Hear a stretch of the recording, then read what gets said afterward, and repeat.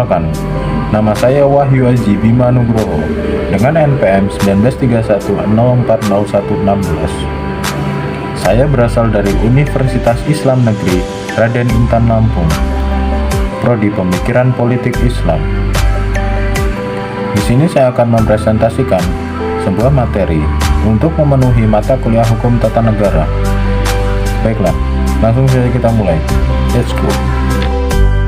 Materi yang akan saya sampaikan adalah: yang pertama, bentuk dan teknik perancangan peraturan perundang-undangan; yang kedua, fungsi peraturan perundang-undangan; yang ketiga, dasar-dasar konstitusional peraturan perundang-undangan.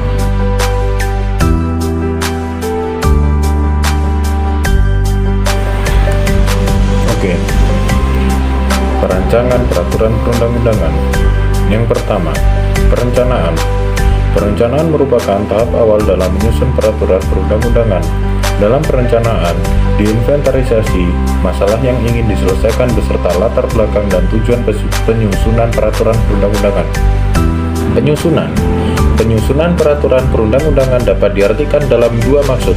Yang pertama, penyusunan dalam arti proses, yakni proses penyampaian rancangan dari presiden, gubernur, bupati, wali kota atau DPR setelah melalui tahap perencanaan.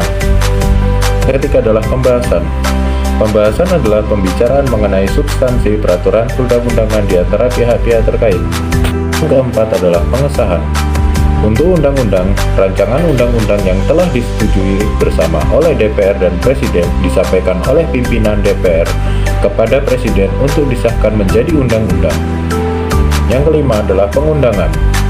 Pengundangan adalah penempatan peraturan perundang-undangan dalam lembaran negara Republik Indonesia. Materi yang kedua adalah fungsi peraturan perundang-undangan. Fungsi peraturan perundang-undangan itu ada dua. Yang pertama adalah fungsi eksternal dan ada fungsi internal. Yang pertama adalah fungsi internal, yaitu ada fungsi penciptaan hukum, fungsi pembaruan hukum, fungsi integrasi pluralisme sistem hukum, dan fungsi kepastian hukum.